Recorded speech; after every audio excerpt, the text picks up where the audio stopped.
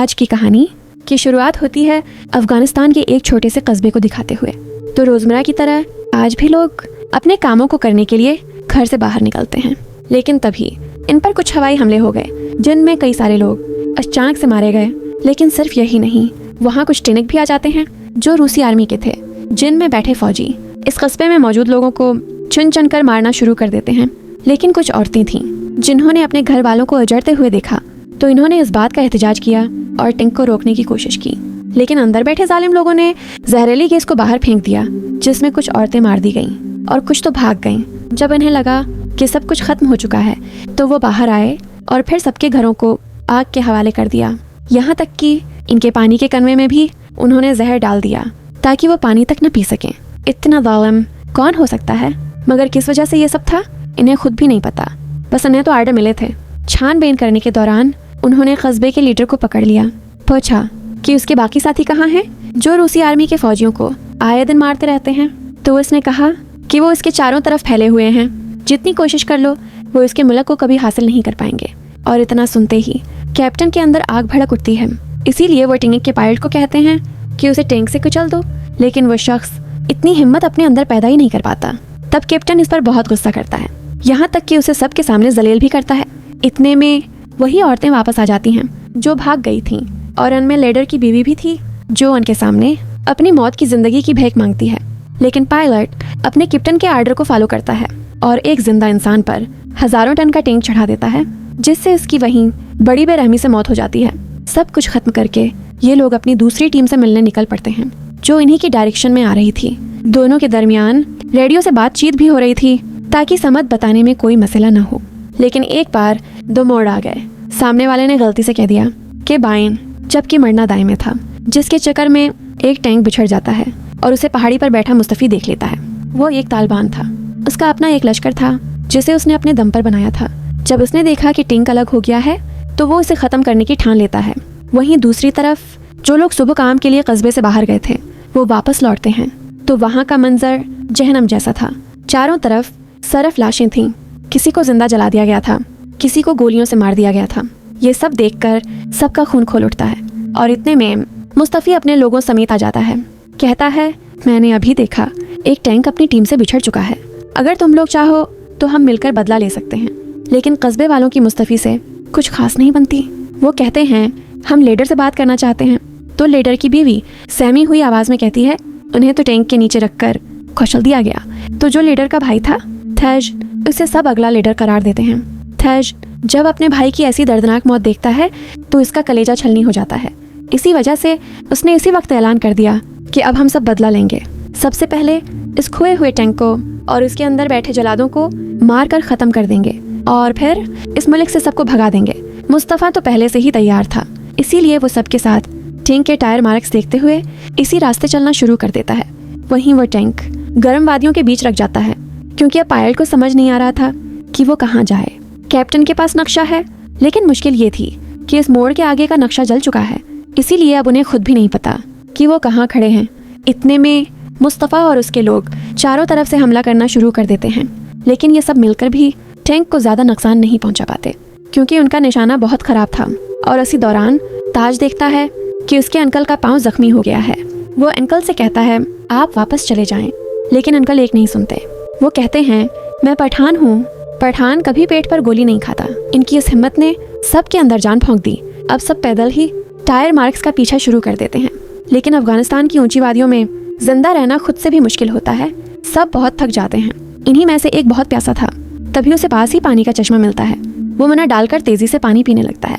पीछे से मुस्तफ़ा दौड़कर आता है और रोकने की कोशिश करता है, लेकिन तब तक वो पानी पी चुका था। दरअसल दोस्तों, रूसियों ने इस चश्मे में जहर मिला दिया था। जहर की बोतल वहीं फेंकी हुई थी। वो शख्स तड़प तड़प कर मर जाता है और सब कुछ भी नहीं कर पाते। ये सब कुछ दूर से छिपा हुआ रूसी कैप्टन देख रहा था। वो फौरन तोप चलाने का आर्डर देता है, लेकिन तकनीकी खराबी की वजह से गोला टैंक में ही अटक जाता है। डर के मारे सब बाहर भाग जाते हैं, क्योंकि गोला अंदर ही फट सकता था। कुछ देर इंतजार करते हैं, कुछ नहीं होता। तो कैप्टन गोला दागने वाले फौजी से कहता है, आप जाओ, उसे बाहर निकालो। लेकिन वो फौजी जाने से डर रहा था, इसीलिए पायलट ने उसका साथ दिया और साथ चलने को राजी हो गया।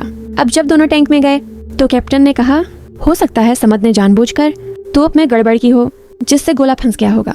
क्योंकि वो भी एक अफगानी है और उससे तो अपने मुल्क से प्यार होगा ही। दरअसल समत इसी टैंक में उन्हीं के साथ है जो तर्जमान का काम करता है। अब जो गोला फटा नहीं था वो उसे बाहर लाकर रख देते हैं। इसके नीचे एक ग्रेनेड भी रख दिया जाता है, जिससे हुआ ये कि जब अफगानी वहाँ पहुंचे तो इनमें से एक ने वो बम उठा लिया और सोचा ये क्या है, क्या ये हमारे काम आ सकता है। लेकिन तभी ग्रेनेड फट जाता है और उसकी बहुत दर्दनाक मौत हो जाती है। यहाँ टैंक के पीछे सिर्फ मर्द ही नहीं थे, बल्कि वो सारी बेवाएं भी थीं जिनके शौहर इस नफरत की जंग में शहीद हो गए थे। इन्हें भी बदला चाहिए था। किसी भी हाल में चलते चलते रात हो जाती है, इसीलिए सब एक जगह रखकर थोड़ा आराम करने का सोचते हैं।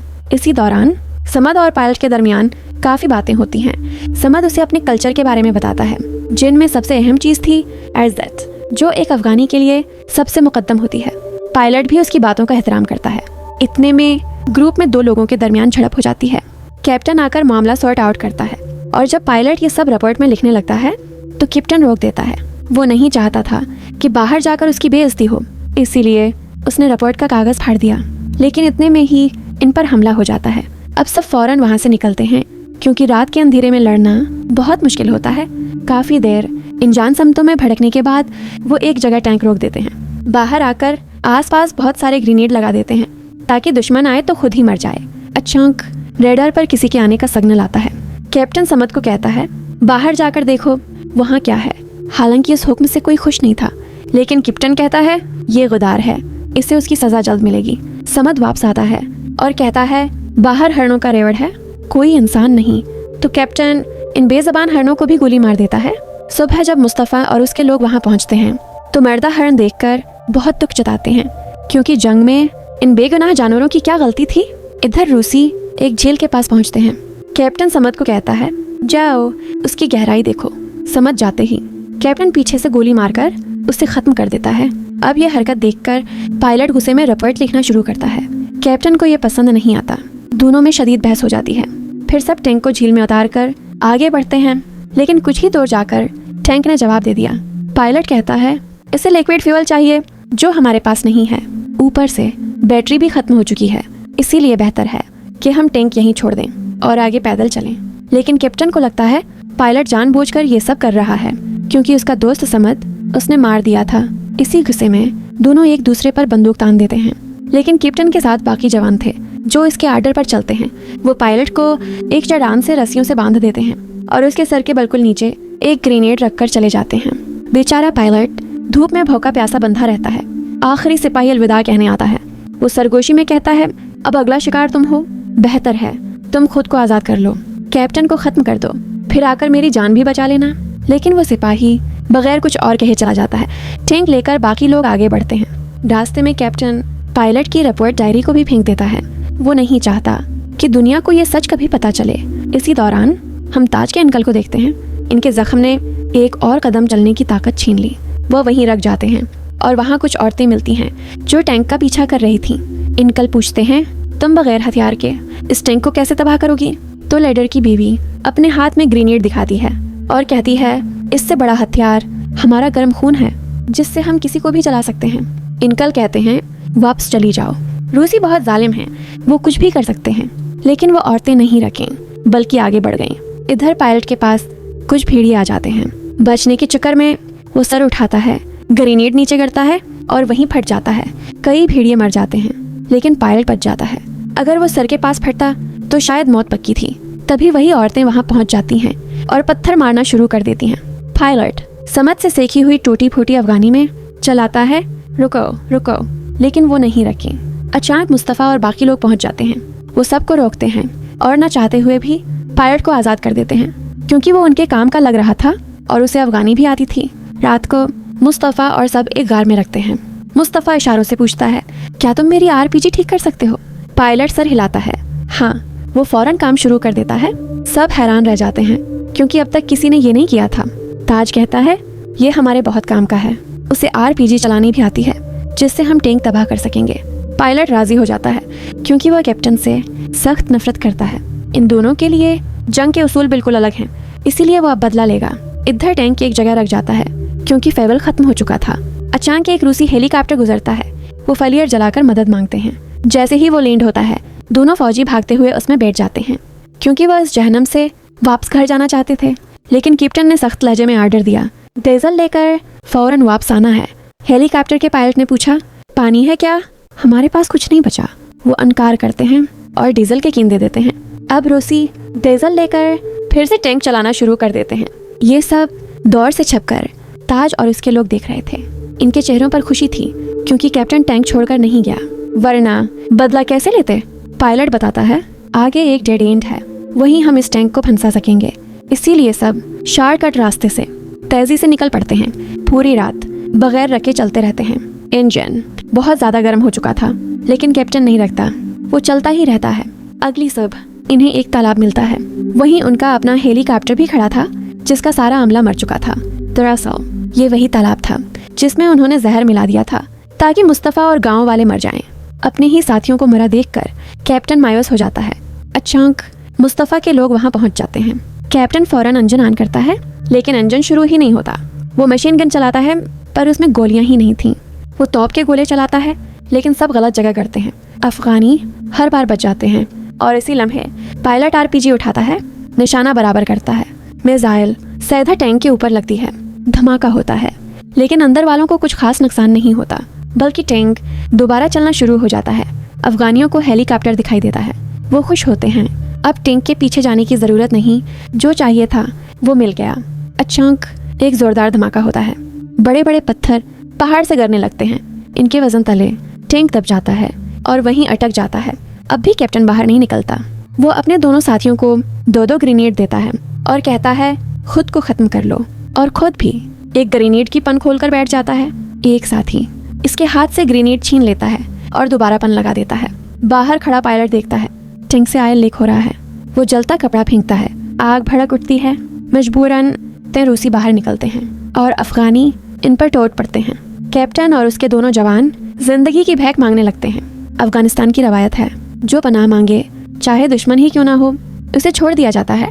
इसीलिए उन्हें जाने दिया जाता है। लेकिन औरतें खुश नहीं थीं, उन्हें तो बदला चाहिए था।